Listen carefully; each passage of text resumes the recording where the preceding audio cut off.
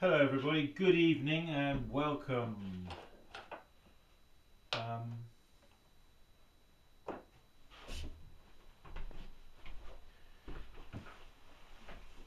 I've got to trim a bowl, but before I do that, I would just thought I'd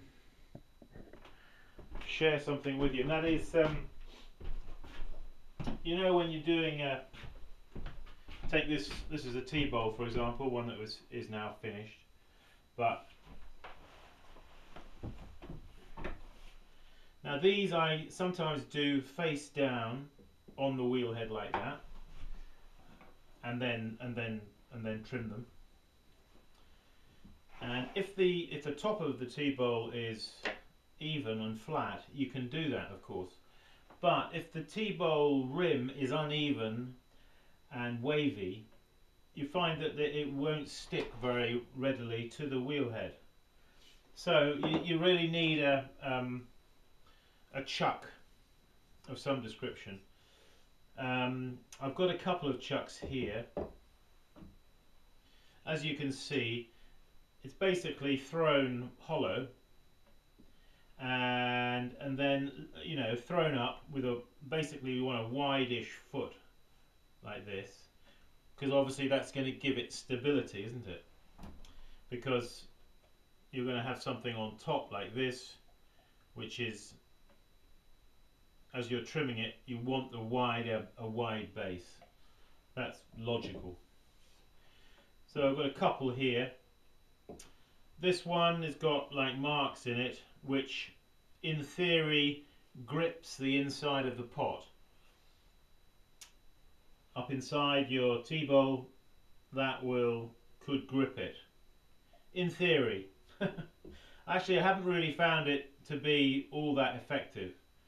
And I have ended up, as you see me do in the last video clip, I take a piece of this material that they line shelves with, or you put to drain your crockery after you've washed it up. A piece of that a little corner that I had left over, putting that on top and then putting the tea bowl on top of that, I found that more effective actually in gripping it. Okay, that's just to mention that. You'll notice that both of these chucks are similar, except that this one has been bisque fired, whereas this one hasn't. Now this one when I threw the tea bowls a while back, I threw a chuck at the same time, so that as they dried together, I then used the chuck to put the tea bowl on top of, or upside down on top of, and trim. But after a period of time, of course, this dried out completely, and I was thinking to myself, well, maybe I'll bisque fire it like this one, and then I've got something permanent, you know. Well, I didn't do that. I'm glad I didn't, because I've discovered that this one that is not fired is actually a lot better than this one that is. Why is that? The reason it is because this one, when I put it on the wheel here, it tends to very easily, it tends to move. Now, of course, you could say, well, it's easy, Simon, you just take some pieces of clay and you put it around the bottom, and that is fair comment, and that is right. You can do that. But you know what I found with this one, that is the one that hasn't been fired. Are we in the picture? Yeah. What I do is, every time I'm going to trim some tea bowls where I need this kind of chuck, I just simply take this, dip it in my water pot like that, just put it on my wheel like that, give it a couple of taps to get it on center. Okay,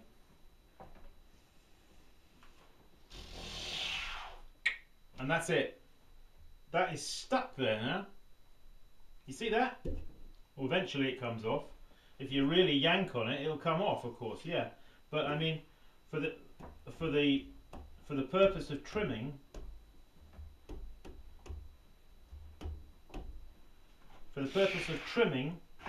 that is really stuck. That isn't going to come off.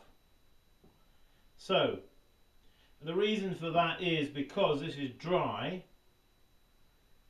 and when you wet it, it kind of sucks. And somehow it causes it to stick. Look at that. You see, it's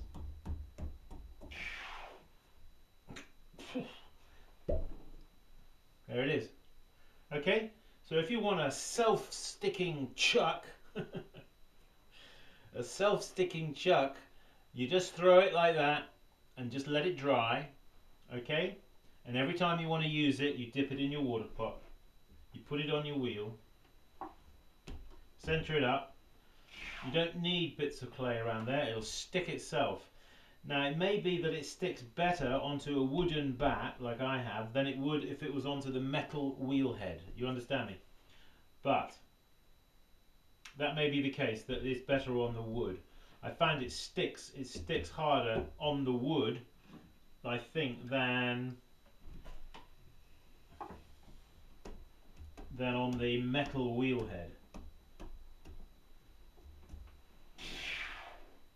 And that's it. You see, it's amazing, isn't it? It's stuck there. I mean, it sticks very readily.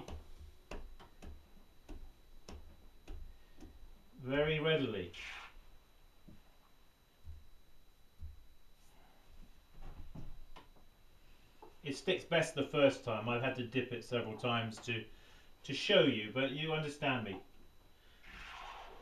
So, also something to bear in mind is the shape that you make the top of this in relation to the inside of the pots that you are trimming. There does need to be some kind of relationship between the shape here and the shape you've got going on the bottom of the inside of your pots. And I think perhaps that's where this piece of material comes in handy, because it sort of accommodates any differences and it provides a grip which then allows you to trim. Okay folks, there's just a quick little tip. I pass it on to you. Have a go and give me some feedback. Share it with us all. But that's what I found in my experience, that this works, and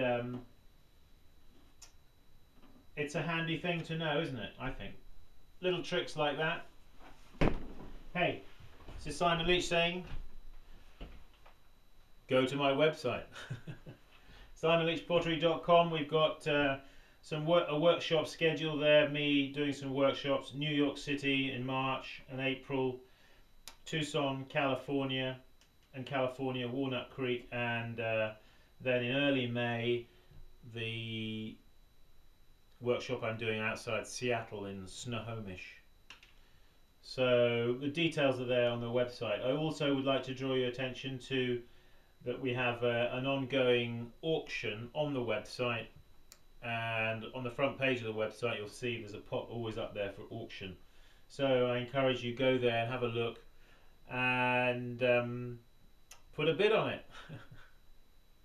Hey, keep practicing. See you around. Bye bye.